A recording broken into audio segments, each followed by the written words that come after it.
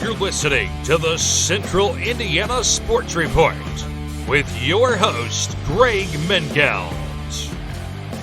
Good morning, good afternoon, or good evening, whenever you're listening to the Central Indiana Sports Report. We love that of the millions of podcast options that you have, you've chosen to listen to us. Today is November 29th, 2024. It's a Friday. So it's another day for the Central Indiana Sports Report. I'm your host, Greg Mengelt, and I love Central Indiana basketball. Welcome to our girls basketball scoreboard show. Of course, there were no local games on Thursday because everybody was stuffing their faces. So this podcast is previews only. We'll preview Friday's only local game, Frankton at Shenandoah, and we'll look ahead to Saturday's 6-game slate. A reminder that we do this every single day during the season, Tuesday through Sunday. Even if there aren't games the previous night, we'll look ahead to what's coming up down the road. And on Mondays, we have our week in review, a look back at every team in the area in Blackford, Delaware, Grant, Howard, Madison, Tipton, and Northern Hamilton counties, along with our weekly honors, top 10 power poll, and conversations with members of the media and some coaches. It's like a daily sports page, but better. We'll go more into depth on Saturday's games on Saturday mornings. Girls basketball scoreboard, which should be out about 9 o'clock in the morning. We will release our boys basketball scoreboard for Saturday at about 5 a.m. Frankton looks to go from 500 to over 500 for the third time this season when the Eagles host Shenandoah on Friday. The Eagles even their record at 3-3 with a 47-44 home win over Newcastle on Saturday. They've had a few days off to prepare for Shenandoah, which comes into the contest at 5-3. The Raiders' 3 losses have been to teams with a combined 17-2 record, but their wins have all come against bad teams, so it should be an interesting test for both teams. Frankton has won 4 straight in the series. The Eagles are led by senior Emma Key, who's averaging 18.6 points and 5.4 steals per game. Senior Sophia Hoagland had her best outing of the season in the win over Newcastle with 18 points on 8 of 10 shooting. She made both of her 3-point attempts and had 10 rebounds and 3 block shots in the win.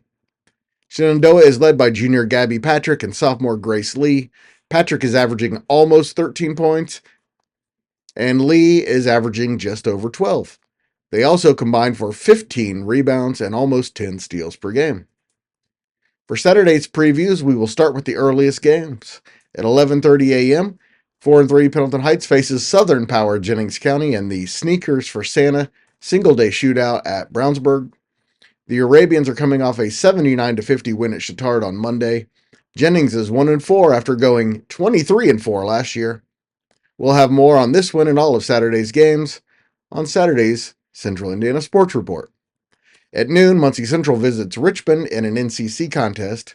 Central is 3-3 after last Saturday's 49-8 win over reigning CIC co-champion Blackford.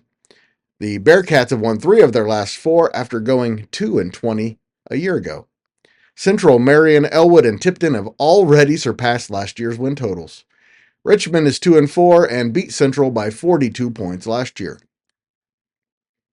At 1:30, unbeaten Kokomo goes to Anderson to face the winless Indians.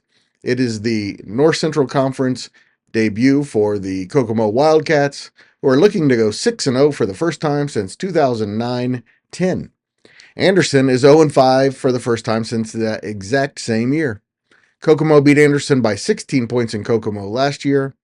We will talk with Kokomo head coach Haley Peckinpah about the Wildcats' 5-0 start, the matchup with Anderson, and a matchup with Zionsville on Monday.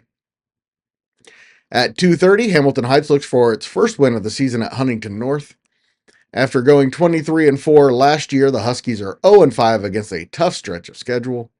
Huntington North is 1-4 and just got its first win, 69-43 over Fort Wayne South on Wednesday. There are 2 games being played as part of girls-boys doubleheaders.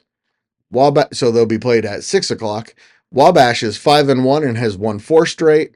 They go to Madison Grant to face an Argyle's team that is 1-4 and has lost 3 in a row, while point guard Jasmine Rainey has been out. She's expected to return for this one. And 5-1 Oak Hill hosts 2-4 Manchester. The Golden Eagles won their first 4, took a loss at Norwell, then bounced back with a 60-37 win at Southwood. Manchester won 14 games last year and already has 2 close losses. The Squires are clearly better than a typical 2-4 team.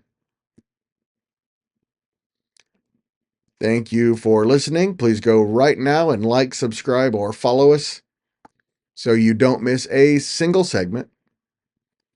And you've been thinking of someone who you think would like the Central Indiana Sports Report. Please send that person a text right now and let them know what we're doing. You can just copy and paste the link to our podcast and send it to as many friends as you would like.